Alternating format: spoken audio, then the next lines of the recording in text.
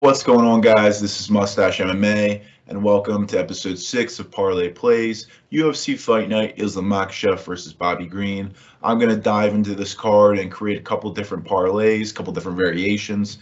Even money parlays, juicy parlays, Longshot Parlays. Even money parlays, I put one unit on. They are anywhere from even money to plus 200. Juicy parlays, I put a half unit on, anywhere from plus 300 to plus 800. And long shot parlays, I put a quarter unit on these guys. They're anywhere from plus 1,000 or more. So yeah, before we get into it, I'm going to share my results from last week and my results overall. So last week was another week in the green. Went 2 for 6 for my parlays for a net of plus 1.54 units. We have been consistently hitting like in the green for these parlay plays for a while. I believe there's really only like one card, maybe two, that were in the red, and they were slightly in the red. So doing really good with these parlay plays. So if you guys are sleeping on these, make sure you're paying attention. If you're listening on Steady Picks Radio, make sure you're paying attention to these parlay plays, because I am up a good amount of units on the year, on the month, and card after card, I'm coming through and getting in the green. So end rant anyway, so we can go into the plays from last week. Even money parlays, they went 1 for 2. I got a win in the first one. Belbita and DePaula went fight goes the distance. DePaula got the decision victory, and Dawkins money line. Dawkins got the first round submission, and then a loss in Clark Edgar fight goes the distance, and I'm a money line. Edgar got the first round sub. Juicy parlays went 1 for 2. I got the win in Buckley Al-Hassan, fight goes the distance, and then Hill by KO or TKO. And then a loss in Clark decision, and Pierce Rodriguez, fight goes the distance. Again, Edgar got the first round sub against Clark. Long shot parlays, Ann Heigler by decision. So close, and Miller inside the distance. Miller inside the distance hits, and Heigler by decision was so close. We needed about, I don't know, 2 minutes, a minute and a half left for that one to cash. Plus 1,300 would have been sick, but just missed it. Bummer. And then the other long shot parlay that lost, Porter by KO, TKO in the second or third round, and Striegel by decision. Both these legs lost. Porter won by decision. Striegel was knocked out by Chad Skelly in the second round. So yeah, recapping the parlays from last week, 2 for 6 for a net of plus 1.54 units. February results, 7 for 18, or 7 of 18, for a net of 6.48 units. And 2022 results, 11 for 30, for a net of plus 8.72 units. Killing it, guys. So, yeah, let's get into the parlays for this week. All right, first we're going to start with the even money parlays. Even money to about plus 200, 1 unit on these guys. I got Kim and Kashiwara, fight goes the distance, with Perez and Martinez, fight goes the distance. So breaking down Kim and Kashiwara really quick. Kashiwara, she did get submitted her last time out against Jillian Robertson. She was also previously submitted by Shevchenko. So Jillian Robertson, really good submission skills, really good grappling. If she gets you on the ground, it's pretty dangerous. And then Shevchenko, you can't hold much weight to that. She's a beast. She gets finishes consistently in that division. So if you even just go the distance with her, that is a mighty fine accomplishment. Kim, on the other hand, she doesn't get too many finishes herself. She does mainly get decisions. She has in the past gotten those submission victories. She does have a handful of TKO victories on her resume as well. But she's not much of a power hitter, more of a volume striker, more of a technical striker, if you will. Expect this one to stay on the feet as well. So there's that. Kashiwara, she does have a little bit of power in her hands, but technicality isn't there. I think Kim's going to make her miss most of the time. And Kim does have a pretty good chin on her as well. So I do like that one to definitely go the distance. I favor that pretty heavily. And then we got Perez and Martinez. Fight goes the distance. Alejandro Perez, I mean, he got knocked out pretty recently by Song Yadong, but Song Yadong's got some of the best power in the division. Again, can't hold too much against that. Grinded out in a loss against Cody Stamann as well. Stamann is a kind of a decision machine anyway, just kind of wrestles you all day. And his last time out, his last victory, he did get an armbar victory over, I forget his opponent, but he did, and that was done in the first round. Martinez, on the other hand, trying to remember his last fights. I know most recently he did get, not most recently, his most recent loss, he did get knocked out by Davey Grant. It was kind of a back and forth fight. They were really just kind of throwing haymakers at each other consistently. Jonathan Martinez may have gotten a little tired because, they were just throwing a ton of volume back and forth and got lazy, and, one of the big looping shots caught him and put him down. Other than that, he doesn't have too many losses by finish on his resume. So pretty durable guy, pretty tough. He tends to go the distance most of the time, as well as Perez. He tends to go the distance most of the time. The one area that I may be a little concerned with is Perez getting those one to the ground. I think he does have probably a grappling advantage over Martinez. So a potential submission route to victory for Perez.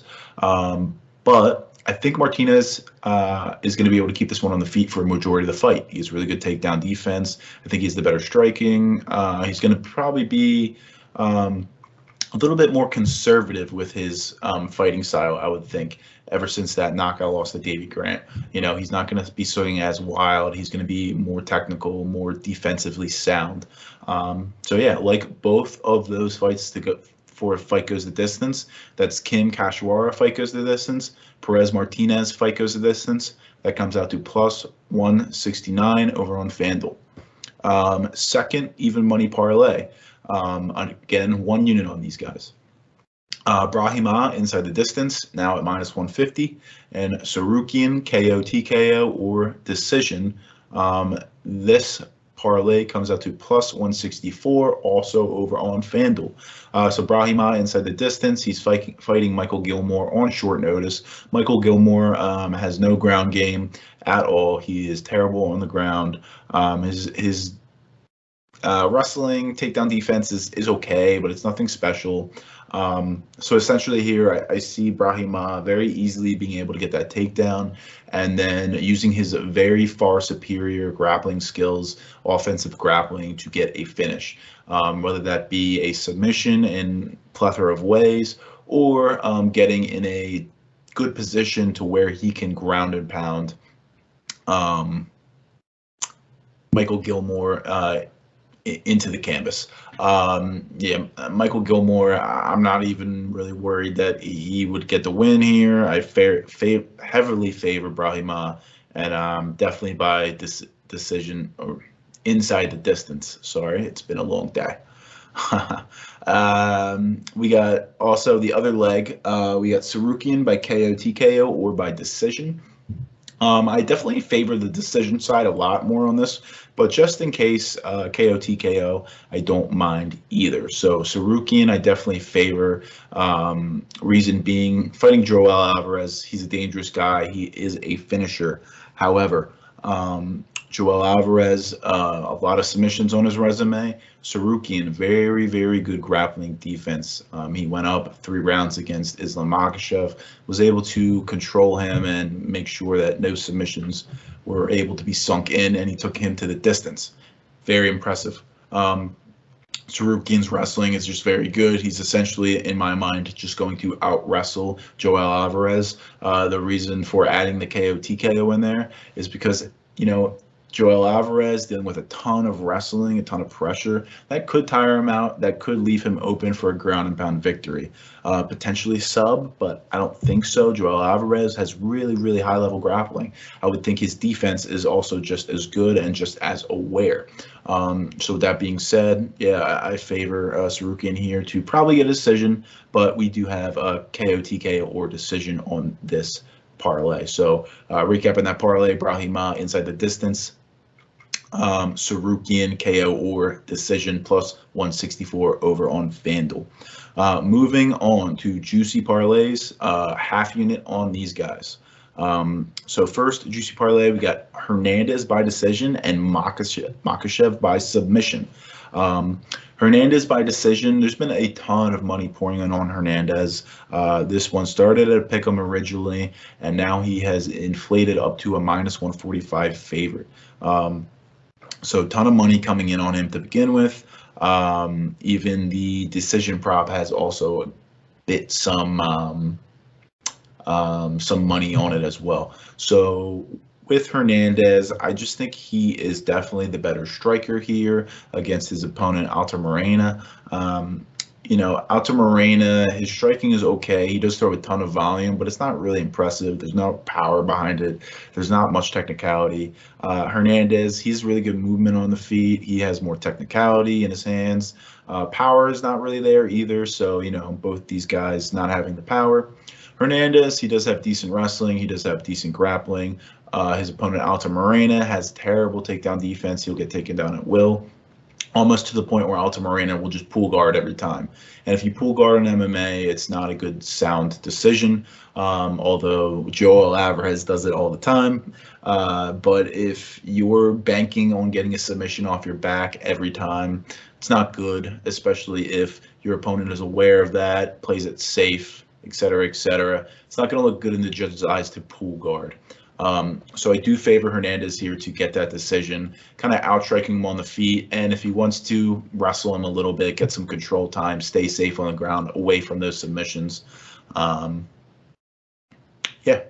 Moving on to the second leg, Makhachev by submission. Listen, we got 5 rounds here. Bobby Green on short notice. Bobby Green fighting 2 weeks ago. Bobby Green having the foot cut like 30 pounds.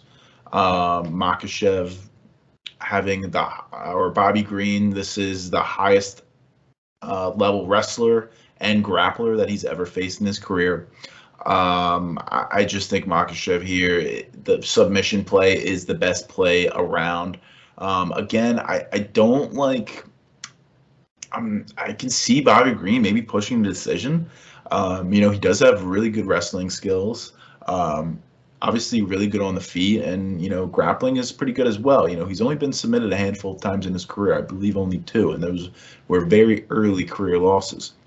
However, if you look at his resume and the people he's fought, they've never been like high-level wrestlers, high-level grapplers. Only a handful, and they've never been together as one. It's always been, they're either a high-level grappler or they're a high-level wrestler. They don't have both. Islam Makhachev here, he has both. He just dusted Dan Hooker in the first round with ease.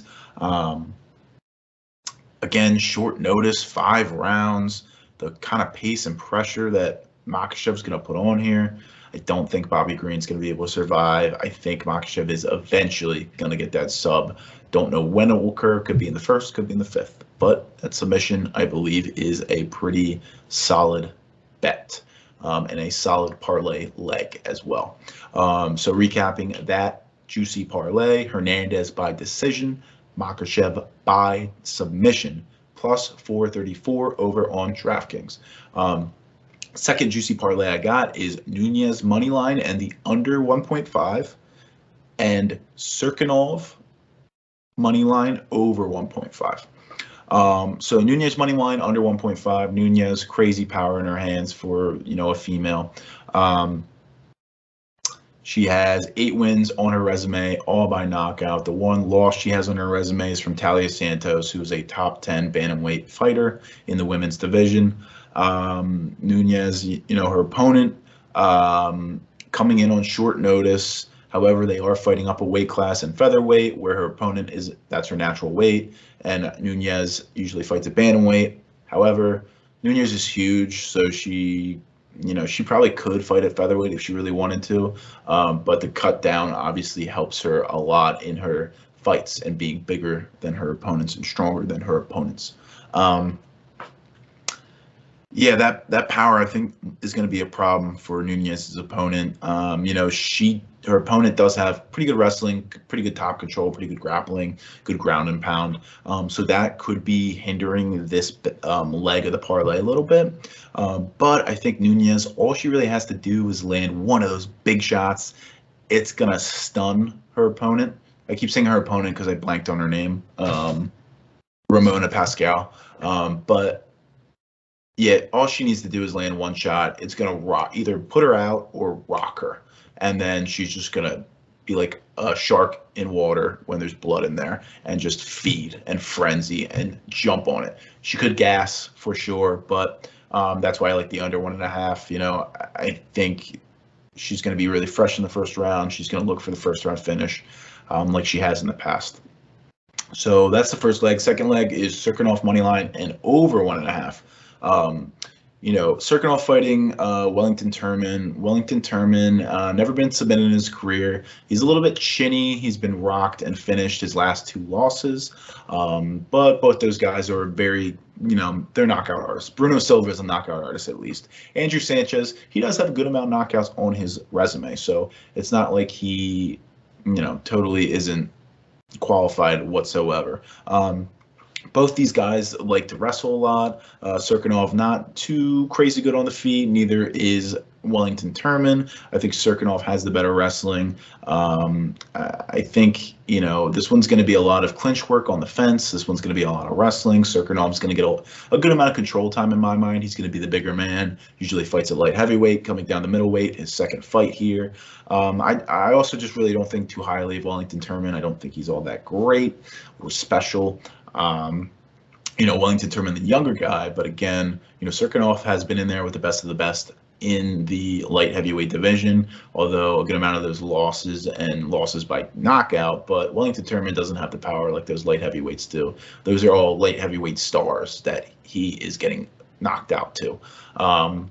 So yeah, I do like Cirkunov money line over 1.5. I think it probably goes to decision for Cirkunov and he gets the win there. But, he could wear on Wellington Turman. He could get a ground and pound. Turman is definitely susceptible to that ground and pound, as we saw with Bruno Silva. Yeah, like Cirkunov money line and over 1.5. So recapping that juicy parlay, Nunez money line and under 1.5. And Cirkunov money line over 1.5 comes out to plus 590 over on DraftKings. Moving on to Longshot Parlays, quarter units on these guys, and these are some pretty longer parlays, longer Longshot Parlays that I got here going on. So these ones should be fun to play. If they hit, we're going to be rolling in some units here. So first one, I got McKinney by decision and Petrosian KO TKO. This comes out to plus 2,000 over on FanDuel. So McKinney by decision. Fares Ziam shown to be a really durable fighter. Most of his victories coming by decision, and actually 2 of his losses coming by submission, getting rear naked chokes, I believe, both of them. McKinney actually has a good amount of submissions on his resume. He does actually have more than he does knockouts, but more recently, his last 4 fights, last 4 wins have all come from knockout. Excuse me. McKinney here, I like him to really pressure Ziam a lot. I like him to wrestle a lot. I like him to grapple a lot. Ziam, when he gets on his back, he's not totally out of the water, but he's not good. He doesn't have any offense from his back. He more looks for sweeps or looks for opportunities to get back to his feet. McKinney, I like him to maybe strike early with him, and if things aren't going well, he's going to go to that wrestling, I believe. And he has the advantage in the wrestling, so that is the path to victory in my mind. So McKinney grinding on him for 3 rounds, using the wrestling, using the pressure, using the pace, making Ziam gas. I think the decision prop is pretty live here, and the decision prop alone is plus 600. I think that's a pretty good play if anybody wants to play that as a single play. But I'm throwing it in a parlay here with another bet with this other leg that I think is very live. So Petrosian by KO TKO. Gregory Rodriguez, super chinny guy, got knocked out by Jordan Williams in the Contender Series in the first round. Almost got knocked out in his last fight, was like out on his feet essentially, but somehow was able to zombie his way and throw punches at his opponent and knock his opponent out. Really good fight and really good performance by Gregory Rodriguez, but he's chinny, and his opponent, Petrosian, really crisp striking, was at light heavyweight. Now he's at middleweight.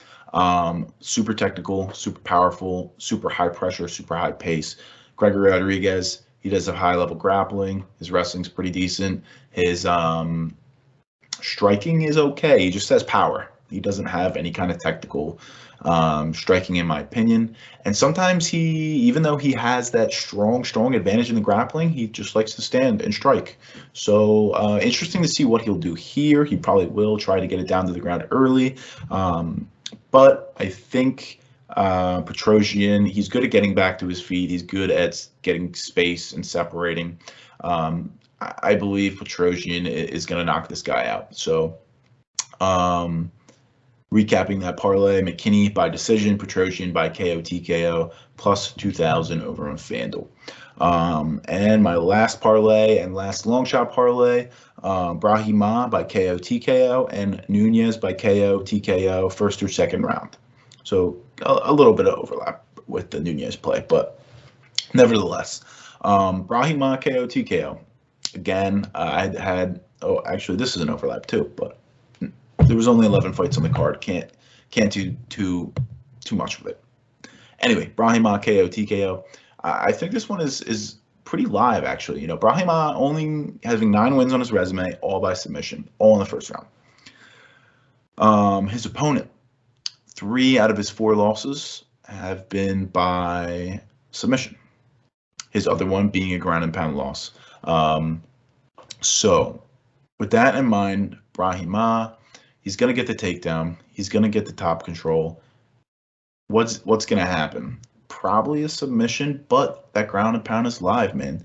If he gets in that position where he just pounds him out and he's done, I mean, the Brahima KO TKO prop is plus 950 on FanDuel. That's insane. That's way too high for the chance of Brahima getting a ground and pound victory here. Brahima will definitely be able to get a takedown, get on him, and use his grappling skills to get in a very good position.